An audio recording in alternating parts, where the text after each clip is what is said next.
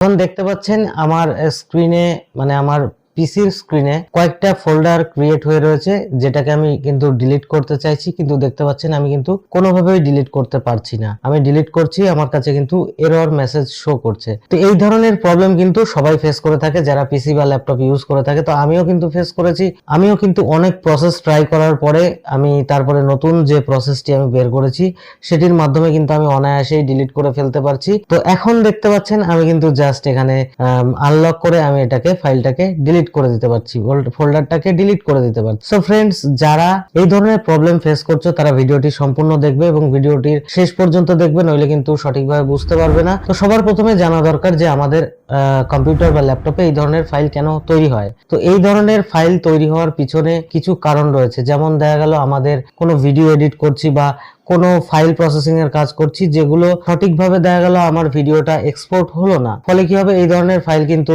Create হয়ে যাবে, আনলোকেটেড দেখাবে। ফলে কি হবে, আমরা সেই ফোল্ডার গুলোকে ডিলিট করতে পারবো না। তো এই ধরনের প্রবলেম যারা ফেস করছো, মানে আমার কিন্তু মাঝে মধ্যে এই ধরনের প্রবলেম ক্রিয়েট হয়ে যায় অটোমেটিক্যালি।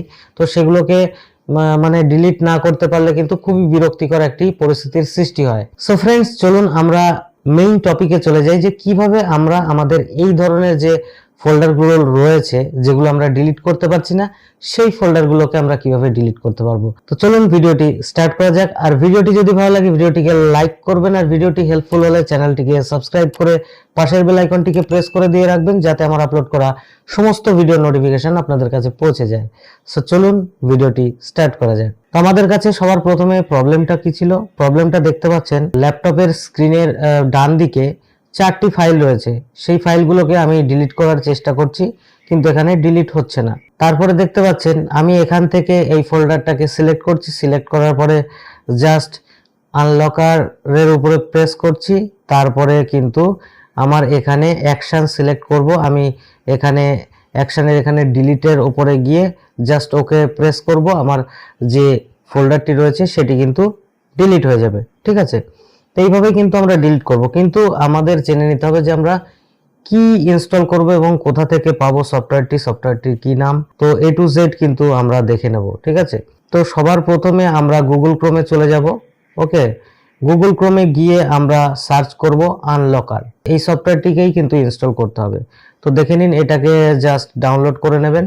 ডাউনলোড করার পরে এটাকে ইনস্টল করতে হবে। এখানে কিন্তু আমাদের পাসওয়ার্ড একটা ফাইল দিয়ে দেবে, পাসওয়ার্ডটি আপনারা দেখতে পাচ্ছেন। তো পাসওয়ার্ডটি দিয়ে এক্সট্রাক্ট করে তারপরে জাস্ট নেক্সট করে কিন্তু আমাদের সফটওয়্যারটাকে ইনস্টল করে নিতে হবে। ইনস্টল করার পরে আমাদের পিসিটাকে একবার রিস্টার্ট করে নিতে হবে। ওকে, তো রিস্টার্ট করার পরে জাস্ট আমাদের কি করতে হবে, আমাদের যে ফাইল বা ফোল্ডারগুলো ডিলিট হচ্ছে না সেই ফোল্ডারের উপরে আমাদেরকে রাইট ক্লিক করতে হবে। রাইট ক্লিক করার পরে আমাদের কাছে অপশন শো করবে আনলকার। তো আনলকারের উপরে ক্লিক করব। ক্লিক করলে পরেই আমাদের কাছে দেখতে পাবেন এরকম ইন্টারফেস চলে আসবে। তো ওখান থেকে আমাদের ডিলিট সিলেক্ট করে ওকে করলেই কিন্তু আমাদের যে ফোল্ডারটি রয়েছে সেটি কিন্তু পার্মানেন্টলি ডিলিট হয়ে যাবে। সো আশা করছি এই ছোট্ট ভিডিওর মাধ্যমে আমি আপনাদের সাথে শেয়ার করতে পেরেছি যে কিভাবে আমরা এই ধরনের যে আননেসেসারি ফাইল রয়েছে সেগুলোকে ডিলিট করতে পারবো।